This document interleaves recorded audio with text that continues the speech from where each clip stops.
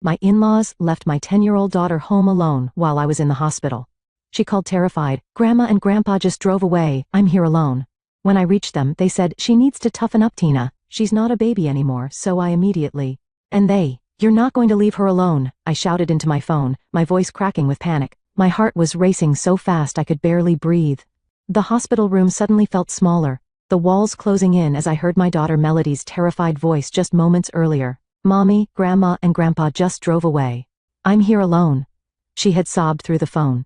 "They said they're going to Uncle Peter's party and that I'm old enough to stay by myself. I'm scared. My name is Christina Harper. Tina to everyone who knows me. And I'm a 36-year-old widow, trying my best to raise my 10-year-old daughter after losing my husband Michael to a car accident 3 years ago. Melody has struggled with anxiety since her father's death, sometimes waking up with nightmares, worried something might happen to me too. Now my in-laws had confirmed her worst fears by abandoning her when she needed protection most. "Tina, you're overreacting." My father-in-law Gerald huffed through the phone. "She needs to toughen up. She's not a baby anymore. We'll be back in a few hours." "A few hours?" I nearly screamed. "She's 10. It's illegal to leave a child that age alone. Get back to my house immediately." "We're already halfway to Peter's," my mother-in-law Barbara chimed in. "It's his 60th birthday, and the whole family will be there." Melody was invited too, but she didn't want to come. That's her choice. I couldn't believe what I was hearing.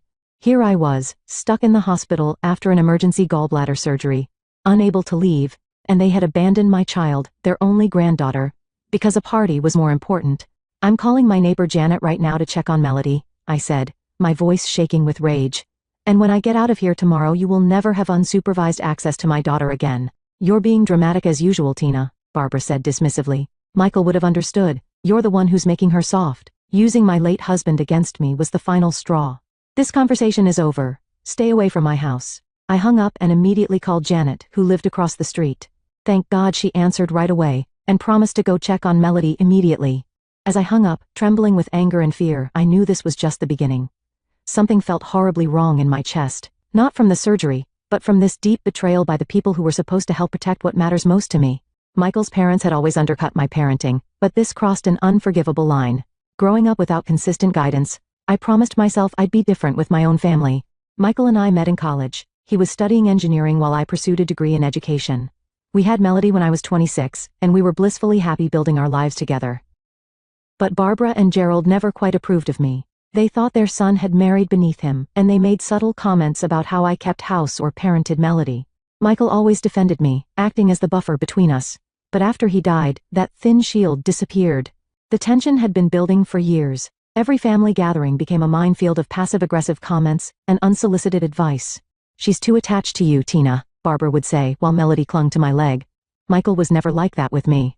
"That's because we taught him independence early," Gerald would add. "You're making her weak." I tried to maintain a relationship between them and Melody despite these challenges. They were her only connection to her father, and I believed having grandparents in her life was important. So I swallowed my pride, nodded along to their critiques, and kept the peace for Melody's sake. 3 days ago, I woke up with excruciating abdominal pain. After rushing to the ER, doctors diagnosed me with acute cholecystitis. My gallbladder needed to come out immediately. Panicked about Melody, I called everyone I knew. But my closest friends were out of town, and Janet could only help part-time due to her work schedule. In desperation, I called Barbara and Gerald. They agreed to stay at our house for the 3 days I'd be hospitalized, seemingly happy to help. Relief washed over me as I went into surgery, believing Melody would be cared for. I even felt guilty for my years of keeping them at arm's length. "See, Tina, family is what matters in a crisis," Barbara had said, while packing an overnight bag for my hospital stay. "We may have our differences, but we're here when it counts." I believed her. I trusted them with the most precious person in my world. Yesterday I had called to check in, and everything seemed fine. Melody sounded a bit quiet, but I assumed it was just her missing me. There was no hint that today they would decide my daughter, their granddaughter, was an inconvenience they could abandon for a party. Now, as I waited for Janet to call back, I realized this wasn't just a one-time lapse in judgment. This was who they truly were, and I had been blind to the danger. Janet called back 10 minutes later. "I'm with Melody now," she reassured me. "She's upset, but okay. I've brought her to my house, and she's having cookies with my son. I can keep her until you're discharged tomorrow." Relief flooded through me. "Janet, I don't know how to thank you." "Don't thank me," she said firmly. "What they did was child abandonment. Tina, you need to report this." I hesitated. They're her grandparents, Michael's parents, and they left a 10-year-old child alone in a house for a party. Janet's voice hardened. You had emergency surgery. What if there had been complications? What if you couldn't come home tomorrow? She was right. The reality of what could have happened hit me like a physical blow. What if there had been a fire? What if Melody had been injured? What if someone had broken in? That evening I made a difficult call to Child Protective Services from my hospital bed. The social worker's voice was kind but serious as she took down my statement. She explained this wasn't just a family disagreement. It was a clear case of child endangerment. We'll need to investigate and document this incident, she explained. Abandoning a child that age is considered neglect under state law. As I hung up, my phone immediately rang again. It was Gerald. What the hell, Tina? We just got a call from some government agency saying they need to interview us about Melody. What did you tell them? The truth, I replied, my voice surprisingly steady. That you abandoned my daughter to go to a party while I was in the hospital. It was a family gathering, not some wild party, and she was perfectly safe. She was terrified, Gerald. She's been having anxiety since her father, your son, died, and you left her alone. This is ridiculous, he shouted. We're her grandparents. We have rights. Something in me snapped. Rights? You think leaving a child alone gives you rights? You have responsibilities, Gerald, which you completely abandoned, just like you abandoned Melody. Barbara's crying because of what you've done, he said, trying to make me feel guilty. After everything we've done for you, what exactly have you done besides criticize and undermine me since Michael died? My voice was shaking now, but with anger rather than fear. Tell Barbara I'm sorry she's upset, but I'm more concerned about my traumatized daughter. I'll be home tomorrow, and I don't want either of you at my house. You can't keep us from seeing Melody, he thundered. Watch me, I replied, and hung up. That night, my hospital room felt cold and empty. I stared at the ceiling, second-guessing myself, wondering if I'd overreacted. But every time I closed my eyes I heard Melody's frightened voice. Mommy, I'm here alone. No, I hadn't overreacted. If anything, I had been too tolerant for too long. The hospital discharged me the next morning. Janet picked me up and filled me in on Melody's night as we drove home. She had trouble sleeping, Janet said quietly. Kept asking if you were really coming home today. My heart ached. Did she say anything else about what happened? Janet hesitated. She mentioned this wasn't the first time they'd left her alone. I nearly choked. What? Apparently they went grocery shopping yesterday and left her home for about an hour. She didn't call you because they told her not to bother you while you were recovering. White-hot anger surged through me. They had abandoned her twice and manipulated her into keeping quiet about it? When we arrived at Janet's house, Melody flew into my arms, clinging to me like she used to after Michael died. Mommy, you're back. She sobbed into my shoulder. I'm here, sweetie, I whispered, fighting through the pain of my surgical incision to hold her tight. I'm so sorry about what happened. Later that afternoon, after settling back into our home, I changed the codes on our electronic door locks. I was still moving slowly from surgery, but determination pushed me forward as I called a locksmith to change the physical locks as well. Melody watched me with wide eyes. Are Grandma and Grandpa coming back? She asked quietly. I sat beside her on the couch, choosing my words carefully. Not for a while, honey. What they did was wrong and dangerous. They said I was being a baby, Melody whispered. Grandpa said Daddy wouldn't be proud of me being so scared. Fury rose in my throat. Using Michael against our daughter was unforgivable. Your daddy would be incredibly proud of you, I said firmly. You were brave to call me when you felt unsafe. That was exactly the right thing to do. By evening, my phone was buzzing constantly with texts and calls from Gerald, Barbara, and even Michael's brother Peter. I finally answered Peter's call. Tina, you need to calm down. He started. Mom and Dad are beside themselves. They're saying you reported them to child services and changed the locks? They abandoned my daughter, Peter, twice. My voice was ice. They left a 10-year-old alone to attend your birthday party. Look, they made a mistake. A mistake? I interrupted. A mistake is forgetting to pick someone up from soccer practice. Deliberately leaving a child alone after being trusted with her care is a choice. They're family, Tina, Melody's grandparents. Being family doesn't give them the right to endanger my child, I replied. Would you leave your kids alone at that age? His silence was telling. That's what I thought, I continued. I've filed a formal report, and yes, I've changed the locks. They're not welcome in my home until they acknowledge what they did and take steps to earn back my trust. After hanging up, I found 3 voicemails from Barbara, each progressively more hostile. Tina, this is absurd. Gerald and I have never done anything but love Melody. The first one began. The second. You're turning our granddaughter against us. Michael would be horrified by your behavior. And the third left just minutes ago. We're consulting with a lawyer about grandparents' rights. You can't keep us from seeing Melody. You've gone too far this time. I deleted them all, hands shaking. I knew the threat about grandparents' rights might not be empty. They had the resources for legal action. But I also knew I had documentation of their neglect, and protecting Melody was worth whatever battle lay ahead. As I tucked Melody into bed that night, she looked up at me with teary eyes. "Am I in trouble with Grandma and Grandpa?" "No, sweetheart," I assured her. "They're the ones who made a bad choice, not you. You're safe now." But as I kissed her goodnight, I wondered if any of us were truly safe from what was coming next. The next morning, I received an email from CPS confirming they'd opened an investigation. The social worker, Miss Patterson, would be interviewing all parties involved, starting with a home visit that afternoon. The email also included resources about child safety and family counseling. I was walking Melody to the bus stop when my phone rang again. Barbara's number. I declined the call, but a text followed immediately. "We're coming over at noon to talk." "This has gone far enough." My hands trembled as I texted back. "Do not come to my house. I will call the police if you show up uninvited." 3 dots appeared, disappeared, then appeared again before her response came through. "You wouldn't dare. Try me," I wrote back. After seeing Melody safely onto the school bus, I called the non-emergency police line to report potential unwanted visitors. The officer was sympathetic, especially when I explained the CPS investigation, and promised to have a patrol car drive by around noon. At 11:55, true to their word, Gerald's SUV pulled into my driveway. I watched through the front window as they marched up to my door. Barbara's face set in determination, Gerald's in anger. When they found their key wouldn't work in the new lock, Barbara rang the doorbell repeatedly while Gerald pounded on the door. I didn't open it. Instead, I spoke through the video doorbell. "I told you not to come. Please leave my property." "This is ridiculous," Gerald shouted at the camera. "We have a right to see our granddaughter. Your granddaughter is at school, and you have no right to be on my property after I've asked you to leave. The police have been notified." As if on cue, a patrol car pulled up. The officer approached calmly, speaking to Gerald and Barbara while I watched through the window. Gerald's face grew redder as he gestured wildly toward my house. Eventually, they got back in their SUV and left with one final glare toward my door. The officer knocked gently. "Miss Harper, they're gone now. Would you like to make a formal statement about the situation?" I invited him in and explained everything.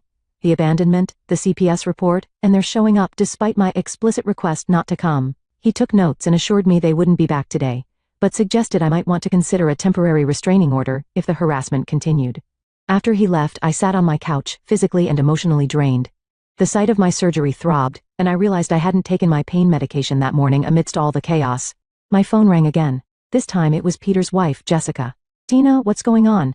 Mom and Dad just called Peter in tears saying the police escorted them away from your house." I sighed. "They showed up uninvited after I explicitly told them not to come. The police simply asked them to leave." "Don't you think you're taking this too far?" Jessica asked. "They made a mistake, but a mistake that endangered my child," I interrupted. "Would you have left your sons alone at 10 years old?" Jessica hesitated. "Well, no. But then please don't ask me to accept what you wouldn't tolerate for your own children." After hanging up, I logged onto Facebook to find my notifications exploding. Barbara had posted a long self-pitying message about being kept from our precious granddaughter and falsely accused of neglect. She'd tagged several family members who were now commenting with confusion and concern. I felt physically ill reading her public distortion of events. But among the sympathetic comments for Barbara were a few questioning responses. "Wait. Did you really leave Melody alone while Tina was in the hospital? That doesn't sound right.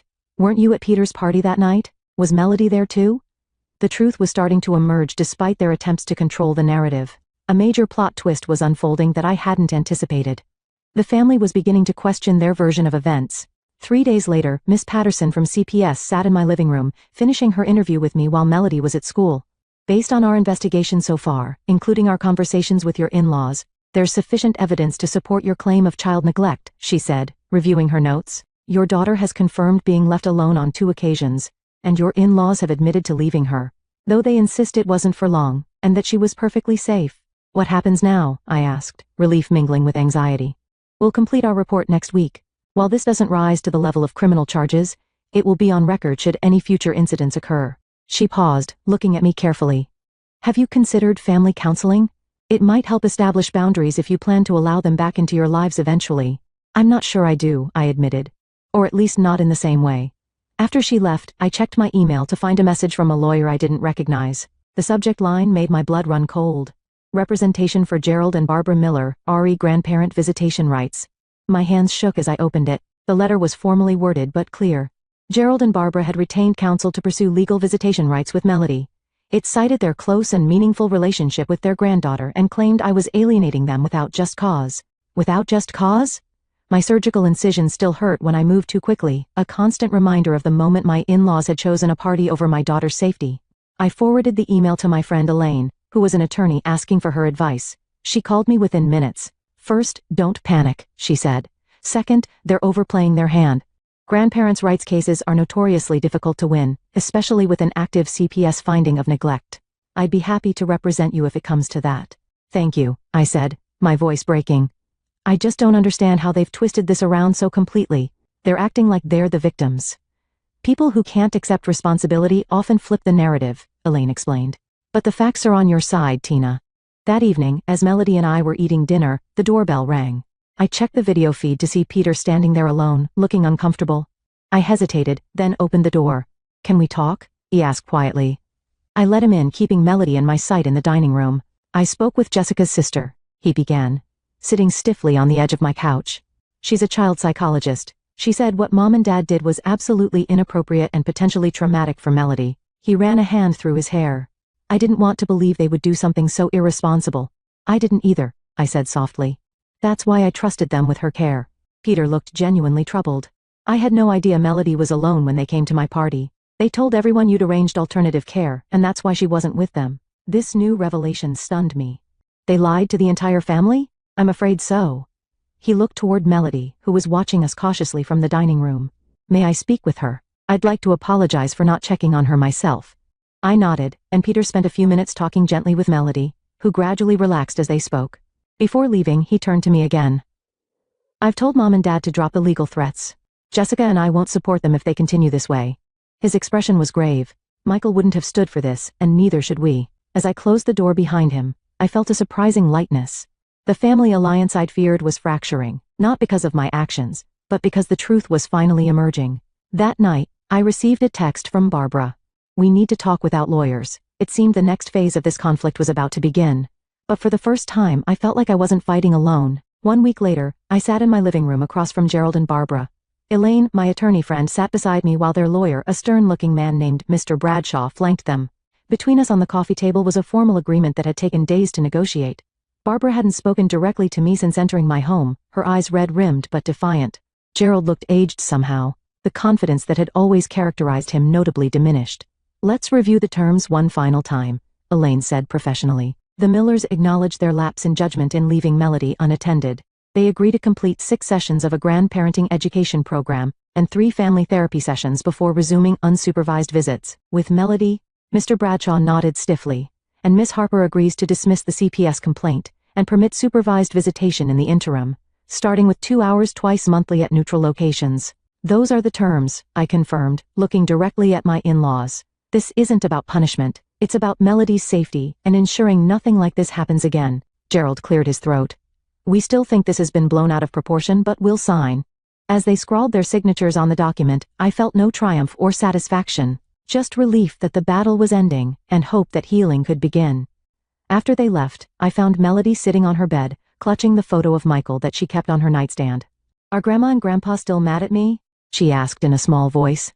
I sat beside her, wrapping an arm around her shoulders. They were never really mad at you, sweetheart. They're sad about the situation, but we're all going to work together to make things better. Will I see them again? Yes, I assured her. But things will be a little different for a while. We're setting up some new rules to make sure everyone feels safe and respected. 3 months later, I sat on a bench at the park, watching as Melody showed Gerald how to use the tablet she'd gotten for her birthday. Barbara sat nearby, actually listening as Melody explained a game she enjoyed. Peter and Jessica's sons played on the swings, occasionally calling for Melody to join them. The family therapy sessions had been difficult but necessary. Gerald and Barbara had initially been defensive, but the therapist skillfully guided us through conversations about boundaries, respect, and the trauma Michael's death had caused all of us. The grandparenting classes had made an even more profound impact. Barbara admitted during our last therapy session that they had been parenting Melody the way they'd raised their sons in the 1980s, expecting independence perhaps too early, and emphasizing toughness over emotional support. We were wrong, she had said, the words clearly difficult for her. The world is different now, children are different, and we need to be different too. It wasn't a perfect reconciliation. There were still moments of tension, instances where old patterns threatened to emerge. But there was progress, real, meaningful progress that benefited Melody most of all. My phone buzzed with a text from Janet. How's it going? I smiled as I replied, better than expected. They're actually listening to her. Janet had become part of the extensive support network I'd built around Melody. I'd learned my lesson about relying too heavily on any single source of support. Now, in addition to Gerald and Barbara, Melody had Janet, Peter, and Jessica, my friend Elaine, and several other trusted adults in her life. As I watched my daughter laugh at something Gerald said, I felt a complex mix of emotions. Not the vindictive satisfaction I might once have imagined, but something more valuable. The peace of knowing I had protected my daughter while still preserving her connection to her father's family. This was what real victory looked like. Not destroying relationships, but transforming them into something healthier for everyone involved.